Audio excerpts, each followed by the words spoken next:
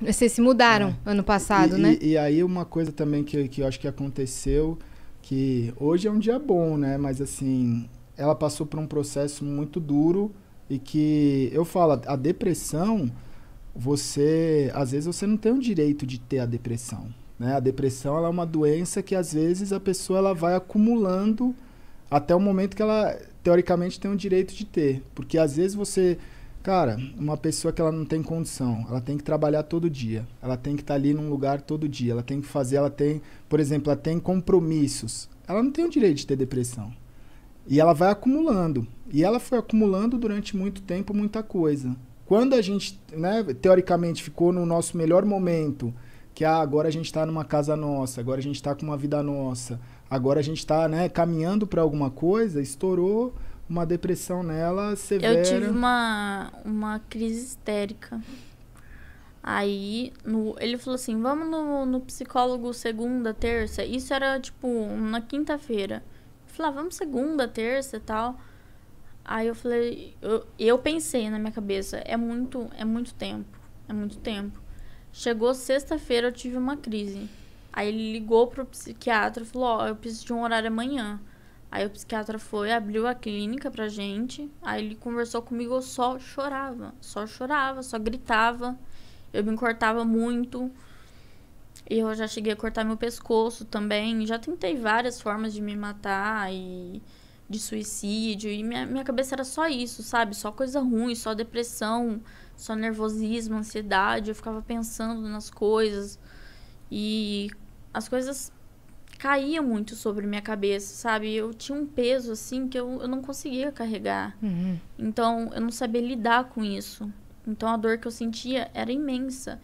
E quando eu tive a crise, ele ficou sentado na cama, olhando assim pra mim, segurando a minha mão, porque ele não sabia o que fazer. Porque eu tava tendo uma crise tão histérica, que Tudo que ele podia fazer era não tinha o que ele fazer, sabe? Não tinha. ficar ali por você, né? E eu abraçava eles, tentava me acalmar, e assim, ia passando, sabe? E aí eu fui no psiquiatra, ele falou, depressão severa. Aí depois ele falou assim, transtorno de bipolaridade. Aí, transtorno de personalidade. Aí eu tenho, né, hoje, chama TOC, né, que é transtorno obsessivo compulsivo, que eu tenho. Tinha uma época que também falaram que era borderline, né? Eu tenho síndrome de borderline. Como é que é a síndrome de borderline? Borderline significa estar no meio da linha. Assim, você não tá pra cá nem pra lá, você tá no meio. E a qualquer momento você pode cair pra um lado ou pro outro. É como se você estivesse andando numa corda bamba o tempo todo. Exatamente isso.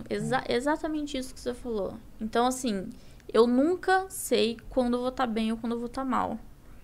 Então, tem dia que eu acordo, assim, chorando. Eu falo, não queria ter acordado. Eu não queria estar viva.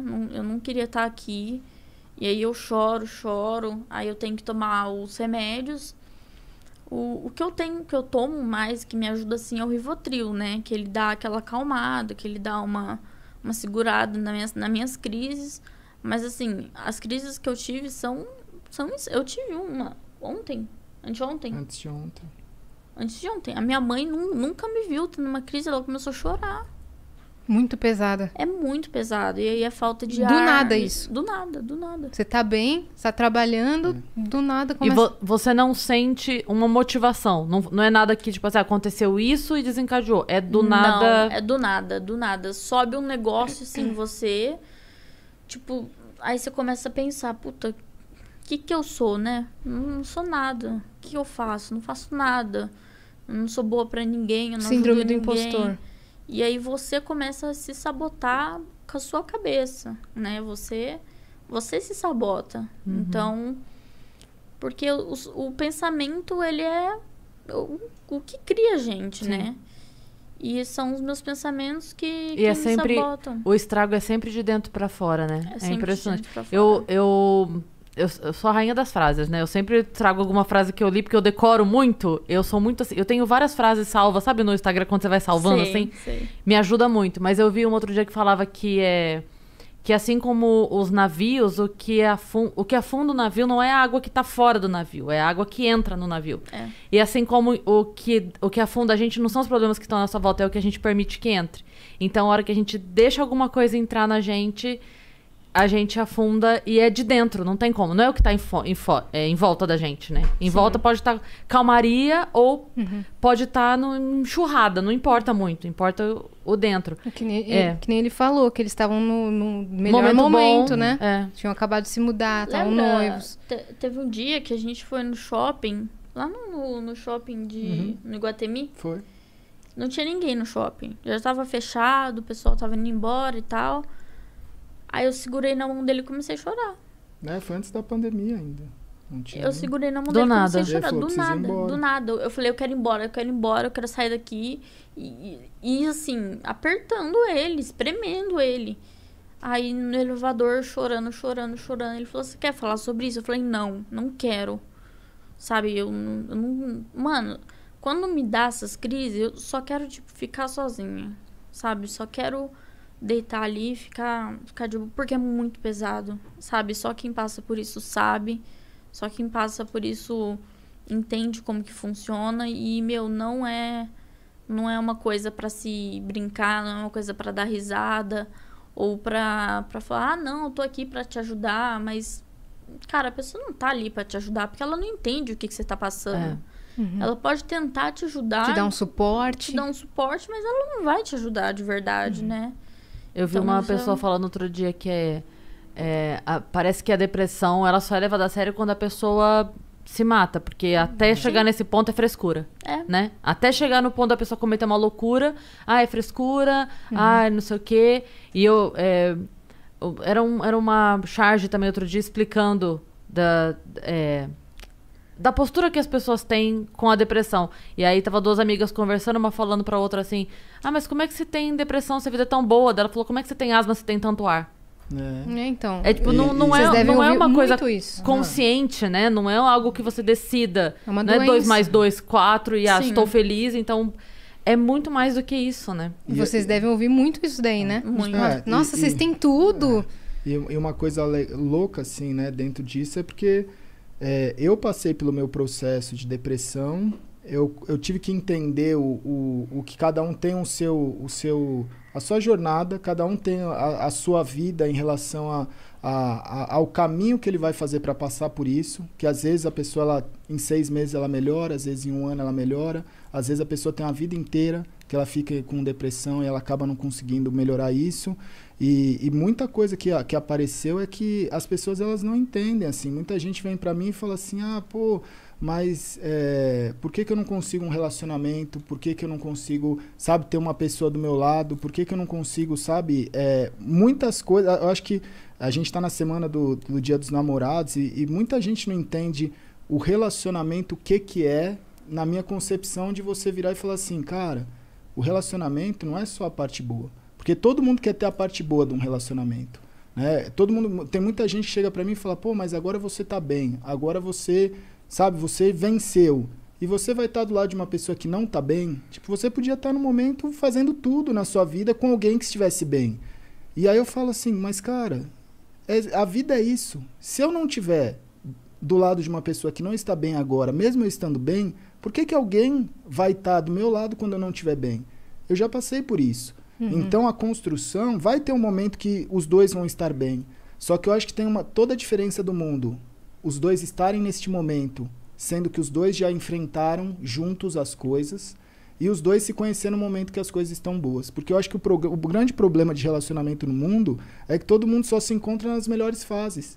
Então você vai pra balada, você tá numa festa, você tá numa viagem, você encontra alguém no melhor momento, os dois estão ali. Na primeira crise que qualquer um dos dois tiver, pronto, essa não é a pessoa que eu conheci. Desiste, né? Eu conheci uma pessoa feliz, por que eu vou ficar com a pessoa triste? Porque a vida não é só felicidade, a vida não é só tristeza. Você precisa conseguir conviver e crescer e acrescentar nessas duas fases. É ali que vocês vão aprender juntos, né? Então, eu tive o meu processo também porque é uma barreira, eu acho que todo mundo passa, né?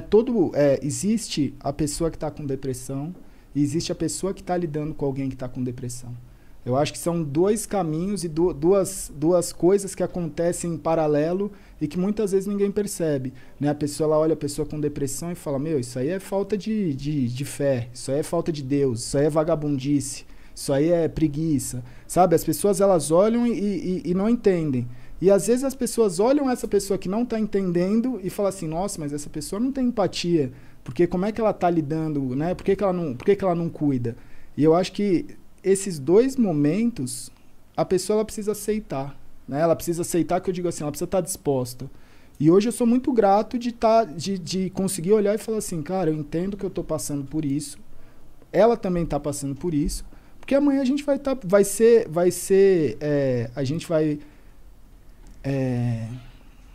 quando você fez algo para receber alguma coisa. Eu prefiro pensar dessa forma, assim, de tipo, a gente vai merecer estar bem juntos.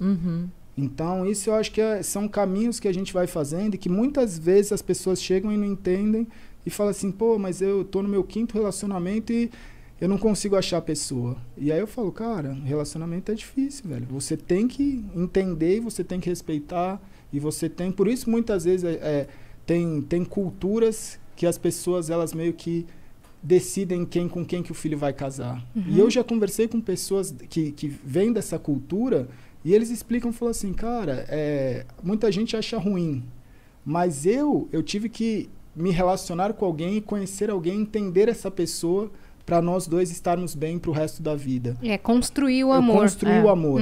Eu acho que hoje em dia, independente de qual cultura, essa construção do amor, ela é muito difícil de ser feita, porque a gente é muito imediatista. Né? Quando dá certo, é bom, né? A gente tá mesmo numa fase em que se troca muitas coisas. De maneira geral, eu tô dizendo, né?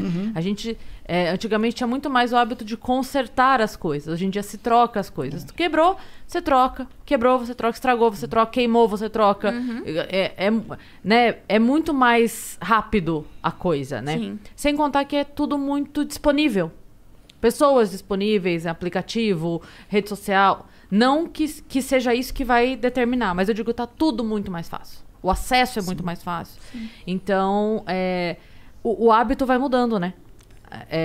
Ela mesma, quando a gente tem alguma questão assim, ela não dorme enquanto a gente não resolver. Ela chama, ela briga e ela fala, enquanto a gente não resolver isso daqui... É porque eu tenho um problema que, tipo, eu sou muito nervosa. Sou muito nervosa. Ansiedade também? Ansiedade, assim, me mata, sabe? Mas eu tomo remédio pra isso, tô passando com um psicóloga, inclusive minha psicóloga é muito boa. Ela é formada em TCC, não sei se vocês conhecem. Terapia Cognitiva Comportamental. Eu vi que você tá fazendo um tratamento com neurociência. Não sei se você vai falar sobre isso. Também, eu e ele, né? Vocês dois, né? Nós dois. Mas ela é formada em TCC. Ela é formada em TCC. Então, é diferente da terapia normal. Porque a terapia normal, a psicóloga normal, ela te puxa desde criança, desde que você era pequena, e vem, sabe, falando sobre a adolescência, até chegar na vida adulta, etc. Esse TCC, ele já trata do agora.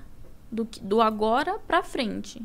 Sabe? O que você tá passando, o que a gente pode fazer pra melhorar, o porquê você tá assim e o que a gente vai fazer pra amanhã você poder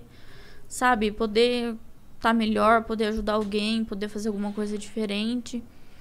Então, eu tenho muito essa parte de ansiedade. Então, quando, por exemplo, eu brigo com ele, ou a gente discute, faz alguma coisa, eu fico nervosa, eu vomito, me dá febre, sabe? Eu desmaio, eu viro o cão. Eu viro o cão, mas eu resolvo com ele na hora.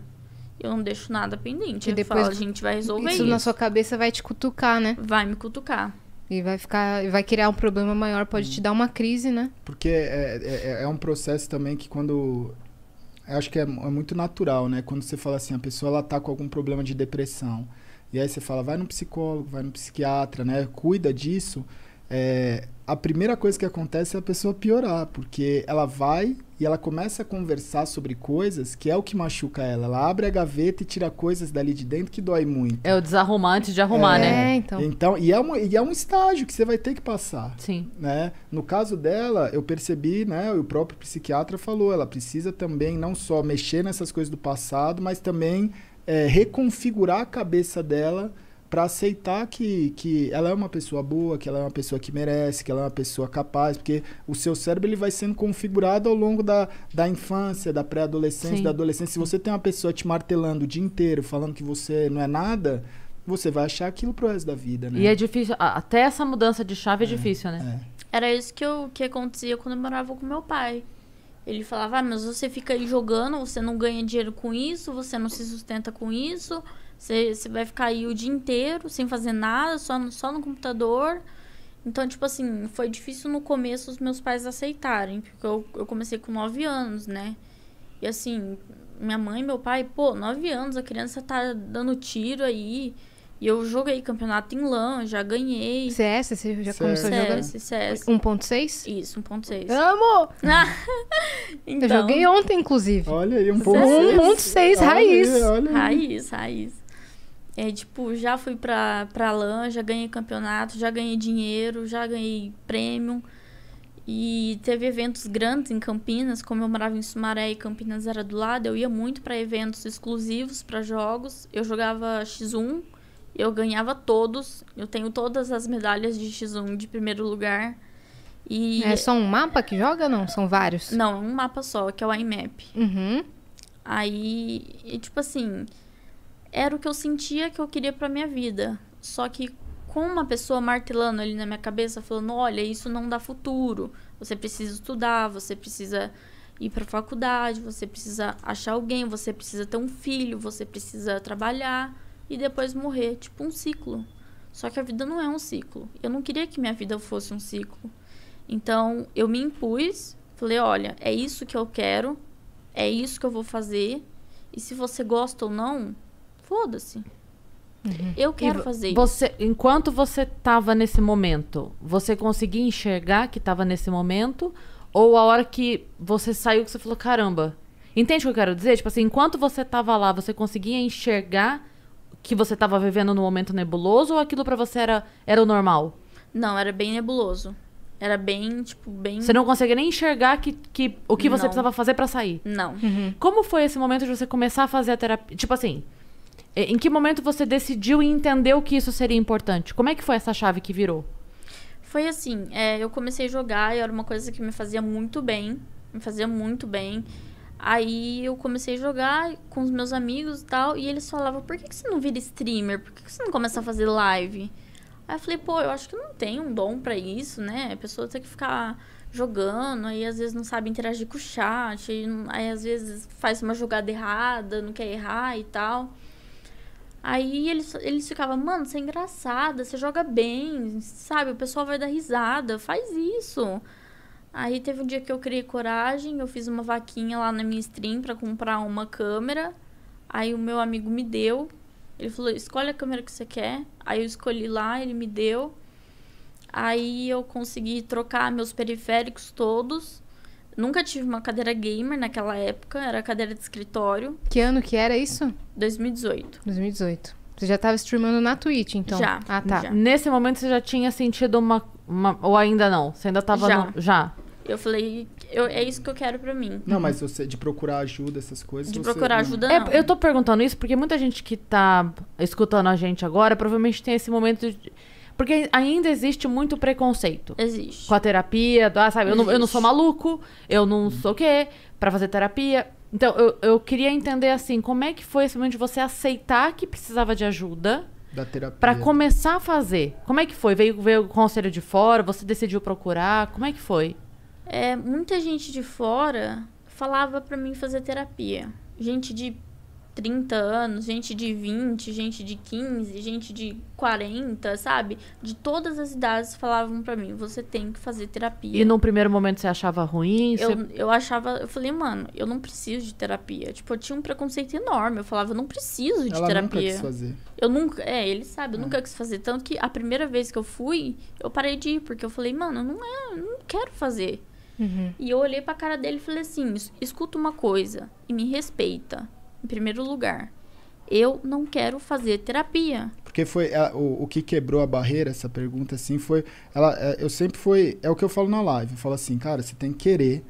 E aí tem gente que até hoje vem, pô, Gal, obrigado, você salvou minha vida, que eu tava com depressão. Eu falo, cara, eu salvei sua vida se você me ouviu e foi buscar ajuda profissional. Porque quem salva a vida é psicólogo, é psiquiatra, é terapeuta. Eu não salvo a vida de ninguém. Eu posso te dar uma dica que vai te encaminhar para você ter a vida salva. Sim. E dentro de casa eu tava passando isso com ela e eu falava assim, você tem que ir. Ela, não vou. Aí quando ela teve a crise, eu virei e falei, cara, agora não é uma decisão só sua, porque a gente tá agora no mesmo lugar. Então, deixa eu te levar e você vai sentir como é que é. E aí ela falou, nunca mais vou voltar. Porque ela ainda não estava aceitando. Ela não estava, né? Lembra, assim, ela não estava... E aí foi um trabalho de... revisitar os problemas. Aí, nesse começo deve doer muito, né? Não é confortável, Não é confortável, claro de jeito nenhum.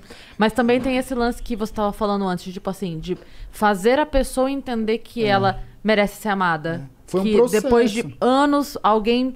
buzinando na tua cabeça, isso não dá em nada, você não é capaz.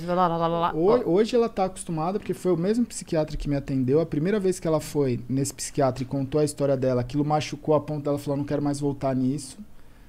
E aí passou um tempinho, a gente foi, né, eu fui dividindo as coisas que também eu acho que, né, o que a gente conversava muito no sentido de, cara, vai doer, que é aquilo que eu falei, você vai precisar falar em algum momento. E aí, ele também foi entendendo e começando a trazer coisas. Eu acho que ele teve uma abordagem bem mais, né, que começou a entender, tanto que ela começou a gostar e falou assim, nossa, eu quero voltar de novo, né? Mas, é tipo assim, parece bizarro, né, que eu vou falar, mas assim, o que me fez procurar ajuda foi a minha depiladora. Foi a minha depiladora. Foi uma conversa? Porque assim, eu... tava procurando em Alphaville algum lugar que depilasse a cera, sabe? Aí eu procurei vários lugares, não achei nenhum bom e tal. Aí eu achei um lá que era 5 estrelas. Eu falei, pô, vou nesse lugar aqui. Aí, eu gosto muito de depilar o buço, a cera, assim, o rosto, sabe? Aí eu falei, tá, vamos ver como que é, né? Aí eu fui, passei... A primeira vez que eu passei com a mulher... Ela olhou pra mim e ela falou assim, você tem algum problema com ansiedade, né? Aí eu falei assim, tenho. E eu tô passando por um problema de depressão. Aí ela começou a conversar comigo. E ela é uma pessoa super zen. Ela, sabe... Te passou tranquilidade, assim, confiança. Ela me passou uma... Eu não sei nem explicar, sabe, o que foi. Aí ela falou assim pra mim... se você começar a fazer terapia... Não começa a fazer terapia normal. Faz terapia com uma psicóloga que seja formada em TCC. E o psiquiatra já tinha falado isso. O psiquiatra dela já tinha recomendado pra gente fazer TCC. Caramba. Porque ele falou, o que ela tem, ela precisa... Eu tenho pacientes que tem um quadro muito próximo dela e uma das únicas coisas que tem surtido um efeito muito... um efeito rápido, teoricamente rápido, é com o TCC. Só que quando ele falou isso, ela ia no psiquiatra para tomar os remédios, mas não era um negócio que ela sentiu prazer. Ela ia meio que na obrigação para ter um cuidado... Sim. De manutenção do que ela estava passando. Era como assim, eu passo no ginecologista para pegar a receita do anticoncepcional e sigo minha vida e que blá, blá, era quase um acordo entre nós do tipo assim, cara, você não vai ficar aqui, a gente não pode também, tipo, você tem que ajudar em alguma coisa em relação a querer melhorar. Então, pelo menos no psiquiatra, para ele te dar o cuidado químico, você vai. Só que era um problema para ela. E aí, que é outro preconceito que as pessoas têm também, do lance do remédio. Sim. Ah, não vou tomar remédio, porque no remédio, porque dependência de remédio.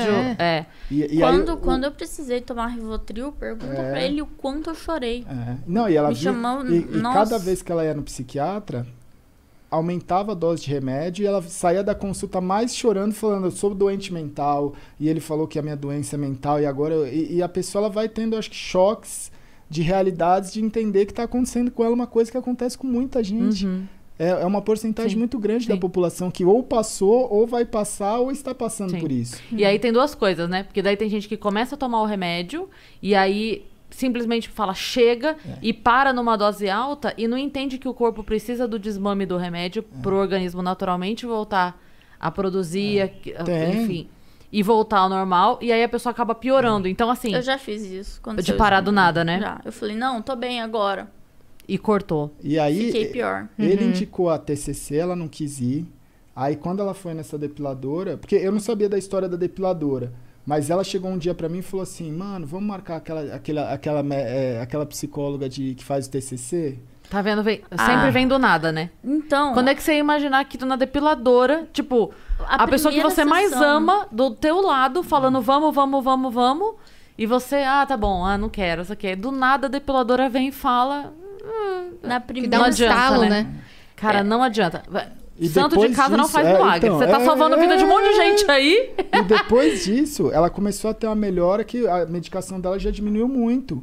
E ela faz, hoje ela, né, tem a consulta dela, hoje ela remarcou, mas ela não vê a hora. Ela não vê a hora, ela quer comer. O mês que vem é o aniversário dela, que é no mesmo dia da psicóloga dela. Ela quer passar a festa junto, ela não vê a hora de fazer sempre a consulta, sabe? Tá demonstrando evolução rápida. Inclusive, ela que me deu essa pulseira colorida aqui, ela falou que é pra proteção. Que fofa, cara. Como ela chama? Edna. Edna, um abraço pra você, Edna. Muito legal. Tá fazendo um belo trabalho. Obrigada por ter liberado a LED pra gente hoje, mas amanhã ela tá aí falando com você. Amanhã eu tô lá. E